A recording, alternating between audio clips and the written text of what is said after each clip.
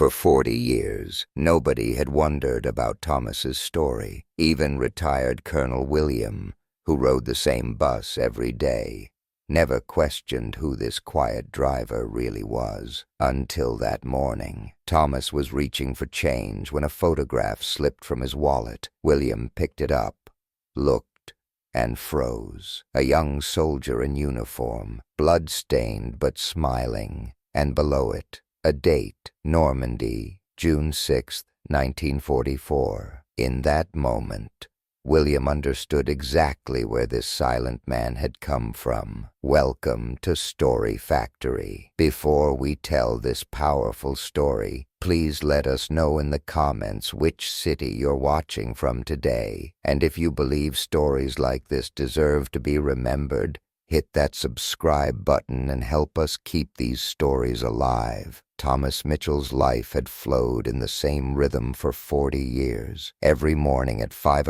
a.m. the alarm would ring. At 5:15 he'd have breakfast. At 5:45 he'd leave the house. Blue uniform, worn but clean shoes, and always the same old leather wallet in his pocket. Riverside Route 47. Starting from downtown and stretching to Maple Street. 18 stops. Thomas knew this route so well he could drive it with his eyes closed. He had memorized every stop's name, every intersection's traffic, every passenger's boarding time. He was a machine, on time, reliable, silent. Passengers didn't notice him. The elderly woman who sat in her morning corner, the high school students who always boarded from the third row, the white-collar workers rushing to work. They all saw Thomas as part of the furniture. He was there, doing his job, and that was it. Thomas liked it that way. He didn't want to draw attention. He didn't want questions, didn't want to tell stories. He just wanted to do his job and go home. But some secrets reveal themselves even when never spoken. And Thomas's secret was 78 years old, too heavy, and had grown too big to be carried silently anymore. William Patterson boarded every morning at 7:30 from the Elm Street stop. A retired colonel who had spent 30 years in the Army, done 2 tours in Vietnam, commanded in Desert Storm. He was now 73 years old, and went to the veteran hospital downtown 3 times a week. William knew how to read people. For years he had assessed his soldier's character, motivation, reliability, and he had always sensed something strange about Thomas. The driver had bearing, his way of sitting, how he gripped the steering wheel, the decisions he made in traffic. William noticed these things because he had lived the same discipline. Thomas never made unnecessary movements. When checking his mirrors, braking, opening doors, every movement was calculated, as if he was conducting an operation every single day. This man isn't just a driver, William thought. But who is he? For months he observed Thomas. His way of speaking, his interaction with other passengers, his reactions in stressful situations. Every detail told William that this man had important things in his past. But Thomas wasn't talkative. He'd say, "Good morning," check tickets, and that was it. Never made personal conversation, never mentioned his past. Until that Monday morning. November 8th morning started like everything was normal. Thomas arrived on time, checked the bus, started his route. William sat in his usual seat, watching outside as he headed to the hospital. At 8:15, an elderly woman boarded from Maple Street stop. After giving her ticket, she said, "I don't have exact change, sorry."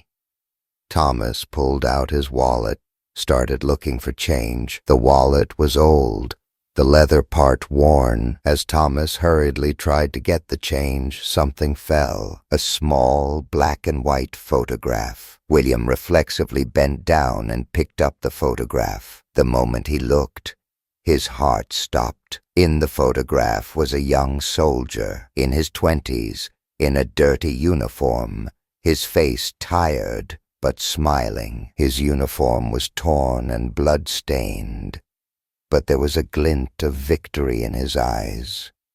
Behind him was a beach-like landscape, some buildings in the distance, and written at the bottom of the photograph in faded ink, Normandy, June 6th, 1944. We made it. William's breath caught. D-Day, the Normandy landings, the turning point of World War II, and this young soldier in this photograph. When he looked up at Thomas, he found the answer to the question he had been wondering for years. That bearing, that discipline, that quiet confidence. It all made sense now. Thomas had seen the photograph, noticed it was in William's hand. For a moment they made eye contact, and in that moment, William saw the weight of a 78-year-old's secret in Thomas's eyes. Is this you?" William asked, feeling his voice tremble. Thomas didn't answer for a while. He pulled the bus over,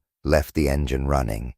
He slowly turned around and looked at William. "It's been a long time," Thomas said, his voice hoarse but calm. Nobody had seen that photograph. William examined the photograph again. Normandy, 1944. This man, this ordinary bus driver, he was there on D-Day. He had been part of history's greatest military operation. Were you at Normandy?" William asked, still unable to believe it. Thomas nodded. "Omaha Beach, 1st Infantry Division. That morning the beach was like hell." William was a soldier. He knew war history. Omaha Beach, D-Day's bloodiest, most difficult landing point. Thousands of soldiers had lost their lives on that beach. And Thomas was there. "How old were you?" William asked. 19, Thomas said. "Still a kid, but that day we all grew up." The other passengers on the bus didn't understand the importance of this conversation. For them, it was just the driver and an elderly passenger chatting. But for William, this moment was coming face to face with history. "I'm military too," William said. "Vietnam,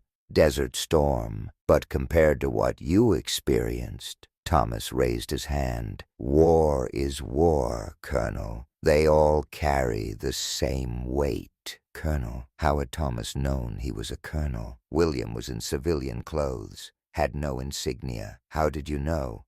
William asked. Thomas smiled. "I've been watching you for 40 years, Colonel Patterson. Your bearing, your discipline, your regular hospital visits. It was very obvious you were a veteran. And that age, that experience, it wasn't hard to tell you were an officer." William couldn't contain his curiosity anymore. "What happened after Normandy? Why doesn't anyone know your story?" Thomas took a deep breath. "After the war, I came home. Everyone expects heroes, expects stories, but I just wanted to forget what I saw on that beach, what I experienced." He lowered his voice. "I left my friends there, Colonel. Good boys, 18, 19 years old. I came home.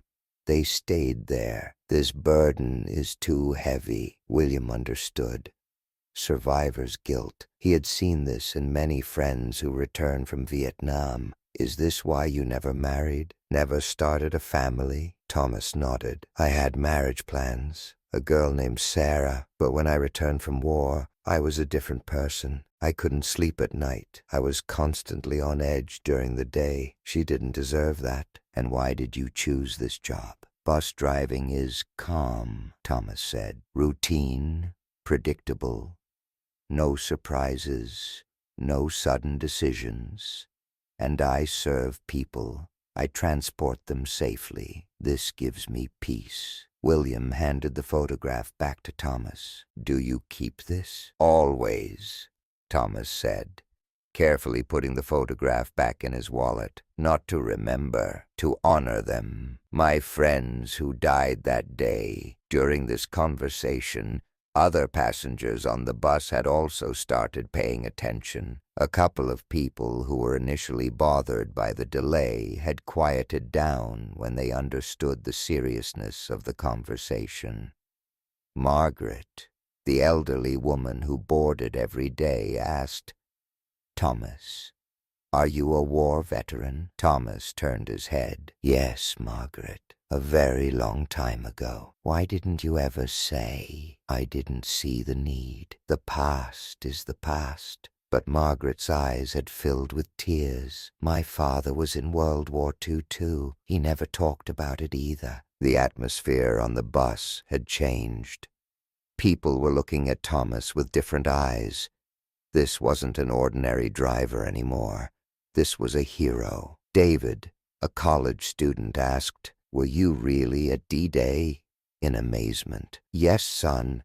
Have you ever run on a beach under artillery fire?" There was humor in Thomas's voice, but deep seriousness in his eyes. "No, sir." "Good. I hope you never have to." Sarah, a high school student, asked, "Weren't you scared?" Thomas smiled. "I was very scared. Everyone was scared, but sometimes being scared isn't the problem. What matters is doing your duty, despite being scared." William had a plan in his head when he returned from the hospital that day. Thomas had told his story that he had hidden for 40 years, but this wasn't enough. This man's story needed to be known, remembered. The next day, he boarded the bus early. "Thomas, it would be good if you closed a bit early today. I want to show you something." "What kind of thing?" "If you don't want to be surprised, come. When you finish your last trip at 3 o'clock, could you stop by the Veteran Community Center?" Thomas was suspicious. "William, I'm not good at these kinds of things. Please, just 1 hour." Thomas finally agreed. At the Veteran Community Center, William introduced Thomas to a small group waiting for him.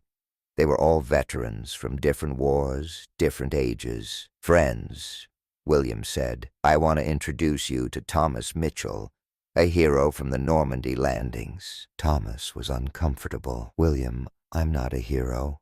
I just did my job." "That's why you're a hero," said an elderly Korean War veteran. "Real heroes never see themselves as heroes." The veteran community embraced Thomas. Thomas, who was initially hesitant, slowly began to open up. These people understood him, didn't judge him, didn't pressure him. Vietnam veteran Frank said, "I never told anyone either. It lasted 40 years. Then I came here, met people like this. I felt relieved." Gulf War veteran Maria said, "If we don't tell our stories, who will remember? Who will learn?" It was a difficult process for Thomas, but slowly he began to talk. First, small details. How he woke up that morning, the journey on the boat, his fear as they approached the beach. "When I set foot on the shore," Thomas said, "there was only death around. My friends were falling. Commanders were shouting. Bullets were coming from everywhere, but we couldn't stop. Stopping meant waiting for death." There was no sound in the group. Everyone was listening to Thomas's every word. "I remember Johnson," Thomas continued, 19 years old, from Iowa. He was running next to me. Suddenly he fell. I turned back, tried to get him. He was heavy, but I couldn't leave him behind." His voice began to tremble. "I carried him 200 meters, got him to the medic, but it was too late. He died in my arms." Sarah, a young veteran, said, "You tried to save him. That matters." "But I couldn't save him," Thomas said. "But you tried," William said. "That makes a difference." As weeks passed, Thomas began coming to the center regularly. Each time he opened up a little more, told a little more. What happened after Normandy, the liberation of Paris, the advance into Germany, the end of the war. "When we entered Germany," he said one day, "we saw the camps, Nazi camps. Those images are never forgotten. That's when we understood why we were fighting." These stories didn't just stay at the center. William spoke with the local newspaper. A reporter came, interviewed Thomas. Thomas was initially reluctant. "What business does my story have in the newspaper? Because people are forgetting," the reporter said. "People your age are decreasing. These stories will be lost." Thomas finally agreed, but he had one condition: just write the truth. No exaggeration, no hero story. Just write what happened. When the news was published in the local newspaper, it caused a great stir. The article titled, "40 Years of Silent Service, Local Bus Drivers' D-Day Secret Revealed," was talked about throughout the city. Passengers boarding Thomas's bus now treated him differently, with respect, gratitude, curiosity. A group of high school students wanted to interview Thomas for their history homework. Thomas initially hesitated, but with William's encouragement, he agreed. "Did you really fight Hitler?" a student asked. Thomas smiled. "I never saw Hitler, son, but I saw his soldiers. They were young kids like us, too. They were just fighting on the wrong side." "Did you kill anyone?" Thomas paused. "I knew you'd ask that question. Yes, I killed. That's war, but I don't take pride in it. I had to do it. Do you regret it?" "I don't regret stopping Hitler, but I regret that there was war. I regret the losses." After Thomas's story spread, the atmosphere of the bus completely changed. This was no longer an ordinary means of transportation. It was a historical place. Margaret began telling Thomas stories about her father every day. "My father was quiet like you too. I wish I had listened to his stories more." David, the college student, prepared a project about Thomas in his history department. "You are living history," he said. Sarah and her friends shared Thomas's story on social media. The Our Hero Driver hashtag went viral. New passengers also began coming just to see Thomas, to meet him. Although it was difficult for Thomas to get used to this, he eventually came to like it. "Maybe sharing was good," he said to William one day. "I kept it inside for 40 years. Now I feel relieved." The Veteran Community Center decided to organize a special event in Thomas's honor. On the 79th anniversary of D-Day, a memorial ceremony for Thomas and other WWII veterans. Thomas was initially reluctant. "I'm not a showman, William. This isn't a show. This is remembering forgotten heroes." The event attracted great interest. Local media, schools, veteran families, hundreds of people came. When Thomas went on stage, he felt his hands trembling. But when he started speaking, his voice came out strong. "I'm not a hero," he said. "The real heroes stayed on that beach. I was just lucky. I continued to live on their behalf." His voice filled with emotion. "But now I understand that staying silent wasn't forgetting them, remembering them, telling their stories. This was my duty." Everyone in the hall was standing and applauding. Thomas experienced a peace he hadn't felt in years. After the event, Thomas's life completely changed. He was no longer just a driver. He was a history narrator, a story keeper. He began giving talks at schools. He advised young soldiers at the Veteran Center. He volunteered as a guide at the History Museum. "I was silent for 40 years, he said to William one day. "Now I'll speak for as long as I live. About them, about that day, about that sacrifice." Thomas's bus also changed. The city installed a special plaque on the bus in his honor. "In honor of Thomas Mitchell, D-Day veteran, 1944, forever in service." Passengers now took pride in riding this bus. Even tourists came to see Thomas a year later. On Thomas's 80th birthday, he told William, "You know, my life changed the day that photograph fell. For 40 years I ran from my past. I was ashamed, felt guilty, hid. How do you feel now?" "Peaceful," I finally feel like I've done something worthy of Johnson, of my other friends. Their story lives on." Thomas paused. "Maybe real courage isn't hiding what you've experienced, but sharing it, inspiring others." William smiled.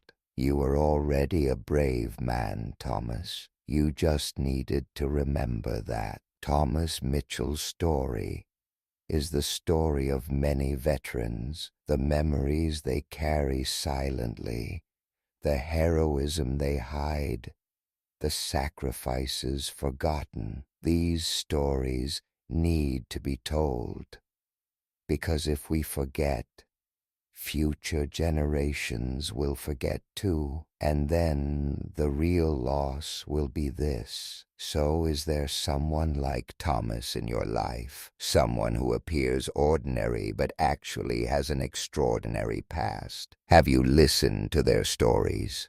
Share with us in the comments. These kinds of stories need to be remembered. And if this story touched you, subscribe, share. At Story Factory, we bring you such unforgettable stories every week, because every person has a story, and every story deserves to be told. Silent heroes like Thomas Mitchell are everywhere. It's our duty to see them, listen to them, honor them. Next time you board a bus, look at that driver a little more carefully. Who knows, maybe they're their own Thomas too.